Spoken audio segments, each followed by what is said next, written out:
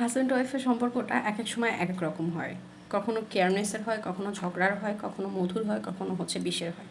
So বিষয়টা হচ্ছে husband ওয়াইফের মধ্যে ফ্রেন্ডশিপ থাকাটা খুব ভালো। সেই ফ্রেন্ডশিপ সম্পর্কটা কতটুকু যে আপনি তাকে ফ্রি মাইন্ডে বা আপনার মন খুলে আপনার মনের কথাটা বা মনের কষ্টটা বলতে পারছেন, বা হাজব্যান্ড মন খুলে তার যে অফিসের প্রেশার বা ব্যবসার যে প্রেশারটা আছে সেটা আপনাকে বলতে পারছে, বা তার বাড়ির যে প্রেশারটা আছে অর্থাৎ তার বাবা মায়ের যে প্রেশারটা আছে সেটা আপনাকে মন খুলে বলতে পারছে, কোনো একটা সমস্যা আপনাকে মন খুলে বলতে পারছে, বা কোনো একটা ফাজলামো আপনার সাথে বিনা হেজিটেটে করতে পারছে বা মজা করতে পারছে। কিন্তু এই ফাজলামোটা বা এই বিনা হেজিটেটে কথা বলার মধ্যে একটা লিমিটেশন থাকা দরকার, অন্ততপক্ষে হাজব্যান্ড ওয়াইফের ক্ষেত্রে তো definitely.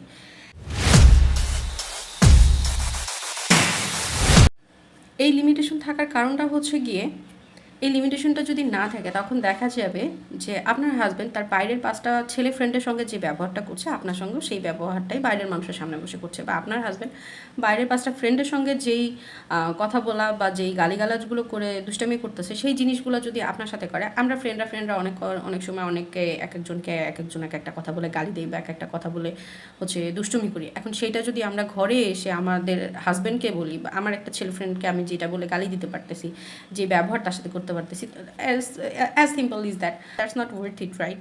That's not right. So এটা হতে পারে না। তো সেরকমই আপনার হাজব্যান্ডও তার 5টা ফ্রেন্ডের সঙ্গে যেই ব্যবহারটা করে বা যেই কথাগুলো বলে, হ্যাঁ, যে দুষ্টুমিগুলো করে, বা তাদের সাথে একটা দুষ্টুমি করার পর যে রিয়াকশনটা পায় সেটা যদি আপনার কাছ থেকেও এক্সপেক্ট করে, তাহলে সেটাও রাইট না। কারণ আপনি যতই আপনাদের মধ্যে ফ্রেন্ডলি সম্পর্ক হোক না কেন, আপনাদের মধ্যে সম্পর্কটা ফ্রেন্ডলি, কিন্তু আপনাদের মেইন সম্পর্কটা হচ্ছে আপনারা হাজব্যান্ড অ্যান্ড ওয়াইফ। আপনাদের সম্পর্কের নাম হচ্ছে আপনারা হাজব্যান্ড ওয়াইফ।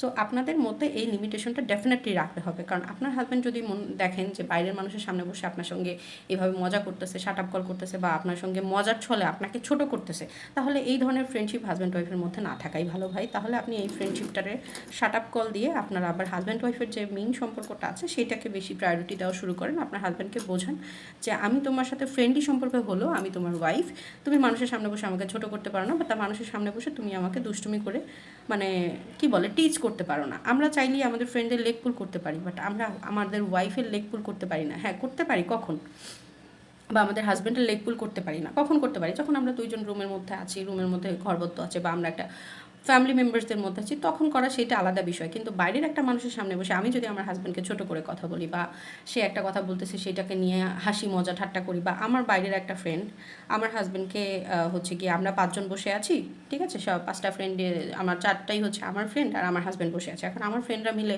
হ্যাঁ, সবাই মিলে আমার হাজব্যান্ডকে হেয় প্রতিপন্ন করছে, বা যে ধরনের কথাবার্তা বলছে তাতে তার মানহানি হচ্ছে, বা তার সে কমফোর্টেবল ফিল করছে না। মানহানি সব থেকে বাদ দেন, সব থেকে বিষয়টা হচ্ছে কমফোর্ট জোন। একদম সিম্পলি একটা বিষয় হচ্ছে কমফোর্ট ফিল করছে না, তখন আপনার উচিত আপনার ওয়াইফকে সেখান থেকে সরিয়ে নেওয়া, এবং অবশ্যই আপনার ওয়াইফের সামনে বসে আমি কথাটা 3বার বললাম, আপনার ওয়াইফের সামনে বসেই উচিত আপনার সেই ফ্রেন্ডকে শাট আপ কল দেওয়া, যে না, তুমি আমার ওয়াইফের সাথে এই ধরনের ব্যবহার করতে পারো না, বা আমার ওয়াইফ এরকম না, বা আমার ওয়াইফের সাথে এই ধরনের ব্যবহার করবে না। অ্যান্ড এটা ডেফিনেটলি প্রয়োজন, এটা আপনাদের সম্পর্কের জন্য প্রয়োজন, এবং এই যে আপনার বন্ধুরা আপনার ওয়াইফের সাথে যে ব্যবহারটা করছে সেটার জন্য প্রয়োজন। কারণ এটা নিয়ে দেখা যাবে আপনাদের হাজব্যান্ড ওয়াইফের যে ঘরোয়া সম্পর্কটা আছে সেটার মধ্যে ঝামেলা হতে পারে, ইভেন আপনাদের যে ফ্রেন্ড সার্কেলের যে সমস্যাটা আছে সেটার মধ্যে ঝামেলা হতে পারে। আপনাদের ফ্রেন্ডরা দেখা যাবে আজকে একটা কথা বলে মজা পেয়ে গেছে, পরের দিন দেখা যাবে এর থেকে একটু বড় কিছু বলতেছে, এভাবে করতে করতে দেখবেন অনেক বড় হয়ে যাবে বিষয়টা।